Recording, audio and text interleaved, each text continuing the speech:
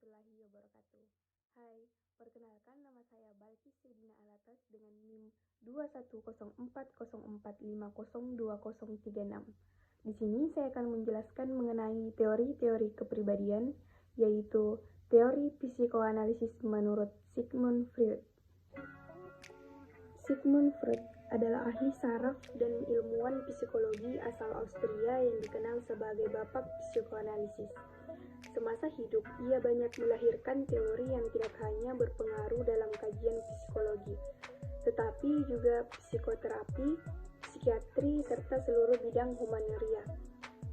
Sigmund Freud lahir di Freiburg, Austria pada 6 Mei 1856 dengan nama Sigismund Skolmo Freud.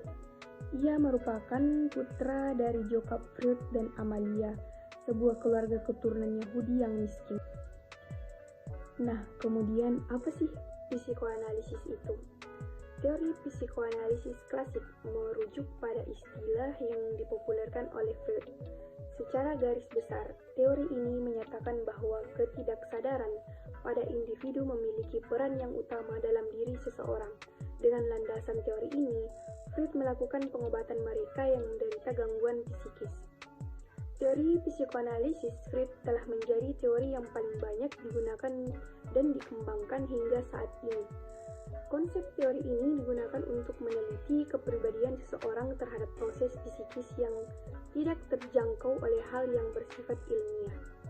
Dengan metode psikoanalisis, Freud bermaksud mengembalikan struktur kepribadian pasien dengan cara memunculkan kesadaran yang tidak ia sadari sebelumnya. Dalam teori psikoanalisa dinyatakan bahwa hampir sebagian besar perilaku dipengaruhi oleh kekuatan dari unconscious dan energi fisik yang kita miliki juga banyak digunakan untuk menemukan ekspresi yang sesuai dalam unconscious. Sigmund Freud membagi kepribadian ke dalam 3 tingkat kesadaran.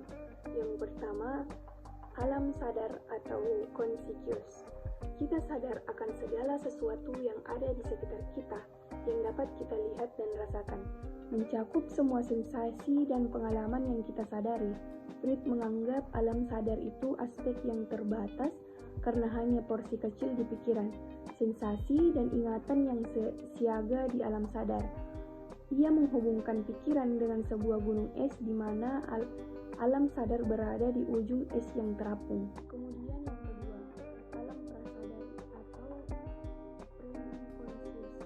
bagian di mana kita dapat menjadi sadar jika kita menghadirkannya. Waktu yang diperlukan untuk membawa informasi ke tahap conscious. Inilah yang disebut sebagai preconscious, merupakan gudang dari memori, persepsi dan pikiran kita di mana kita dapat secara sadar, siaga setiap waktu, tetapi kita dapat dengan mudah memanggilnya ke alam kesadaran. Kemudian yang ketiga, alam bawah sadar atau unconscious. Mental yang terjadi tanpa adanya conscious atau mungkin terjadi dengan adanya pengaruh yang khusus, merupakan fokus dari teori psikoanalisa. Bagian yang besar di dasar gunung es yang tidak kelihatan yang merupakan rumah dari insting, pengharapan dan hasrat yang mengarahkan perilaku kita dan tempat penyimpanan kekuatan yang tidak dapat kita lihat dan kita kendalikan.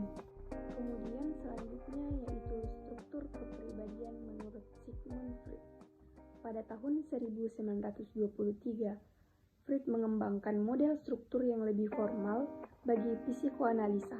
Freud memperkenalkan 3 struktur dasar dalam anatomi kepribadian yang masing-masing mempunyai fungsi yang berbeda, yaitu yang pertama, id merupakan tempat penyimpanan insting dan libido.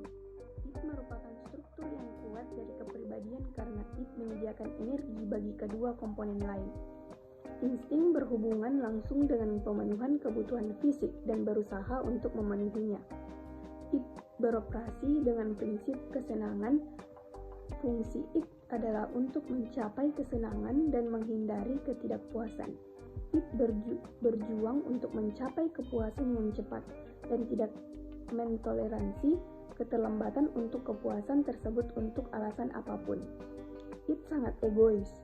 Struktur pencarian kesenangan primitif, tidak bermoral, pemaksa, dan terburu-buru.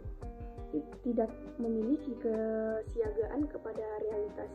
Cara satu-satunya It untuk mencoba memenuhi kebutuhan adalah dengan cara tindakan refleks dan pengharapan halusinasi atau pengalaman hayalan yang disebut Freud sebagai primary proses touch, di mana kenyataan dan hayalan tidak dapat dibedakan. Kemudian yang kedua, ego. Ego memiliki kecenderungan untuk siaga akan kenyataan. Ego memiliki kemampuan untuk mengerti dan memanipulasi lingkungannya dengan cara yang praktis dan menjalankannya dengan prinsip kenyataan. Ego adalah yang paling rasional di antara kepribadian. Tujuannya bukan untuk mencegah impuls It, tetapi untuk membantu It untuk mengurangi ketegangan yang besar dari It. Oleh karena ego yang siaga akan realitas, ego memutuskan kapan dan bagaimana insting dari It dapat dipuaskan. Ia memutuskan perilaku yang cocok dan yang dapat diterima oleh masyarakat, waktu, tempat, dan objek yang dapat memuaskan impuls It. Kemudian yang ketiga yaitu superego. Prinsip ketiga yaitu superego yang berisi kesatuan dari nilai-nilai moral dan kepercayaan yang kita dapat semasa kanak-kanak. Ide kita tentang yang mana yang buruk dan yang baik. Sisi moral dari kepribadian ini biasanya dipelajari sewaktu kita berumur 5-6 tahun, terdiri dari seperangkat aturan-aturan yang diturunkan oleh orang tua kita. Melewati hukuman, pujian, dan juga contoh, anak-anak belajar perilaku yang mana yang dianggap baik dan buruk oleh orang tua mereka. Perilaku yang mana yang dihukum membentuk konsekuensi, satu bagian dari superego. Bagian kedua dari superego adalah ego ideal, yang memuat tentang perilaku yang baik dan benar di mana anak-anak dipuji. Dengan cara ini, anak-anak belajar seperangkat aturan menghasilkan penerimaan aturan penolakan dari orang tua mereka. Seiring berjalannya waktu, pengerjaan ini akan terinternalisasi dan hadiah serta hukuman menjadi hukum bagi dirinya sendiri. Kontrol dari orang tua akan digantikan dengan kontrol dari diri sendiri. Kemudian selanjutnya yaitu dinamika kepribadian menurut Sigmund Freud. Yang pertama, insting atau kekuatan pendorong kepribadian. Freud mendefinisikan insting sebagai representasi mental dari stimulus yang berjalan secara alamiah di dalam tubuh, seperti rasa lapar dan haus yang menggerakkan seseorang untuk melakukan sesuatu. Insting merupakan elemen yang paling dasar dari kepribadian yang memotivasi perilaku seseorang dan mengarahkan perilaku itu.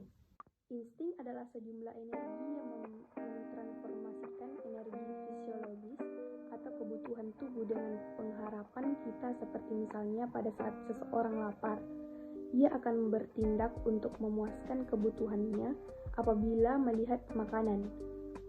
Teori dari Freud ini dinamakan homeostatik, yaitu suatu motivasi untuk memperbaiki atau mempertahankan kondisi yang stabil agar tubuh kita bebas dari tekanan. Freud mengatakan bahwa seseorang itu hanya mengutamakan kesenangan, dan kebanyakan dari teori Freud ini berbicara mengenai pentingnya untuk menahan atau menekan keinginan seksual kita.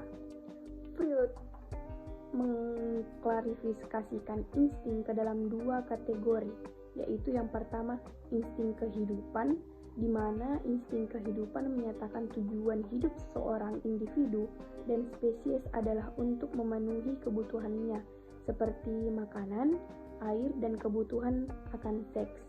Insting kehidupan berorientasi pada pertumbuhan dan perkembangan.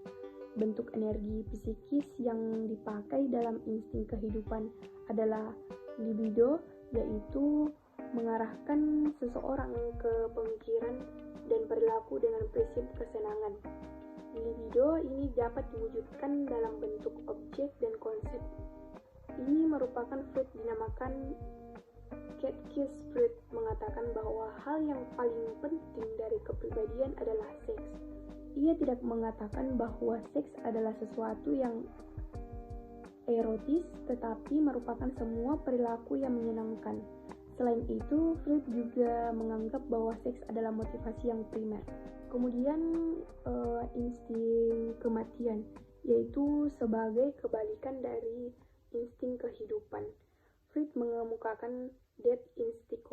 Sesuai pembelajaran biologi, dia mengemukakan fakta yang jelas bahwa semua yang hidup dan rusak dan mati kembali pada dasarnya yang mati, dan dia mengemukakan bahwa manusia mempunyai keinginan tidak sadar untuk mati. Salah satu komponen dari death instinct adalah dorongan agresi, paksaan untuk menghancurkan, keinginan untuk berkuasa dan membunuh. Sebenarnya Freud tidak mengembangkan ide tentang insting kematian sampai akhir hidupnya. Namun pada saat kejadian-kejadian buruk terjadi seperti penyakit yang dideritanya memburuk dan kematian anaknya mempengaruhi Freud, maka ia menjadikan insting kematian dan agresi sebagai tema utama dari teorinya. Akan tetapi, konsep dan insting kematian ini tidak dapat diterima oleh sebagian orang termasuk pengikut setia Freud.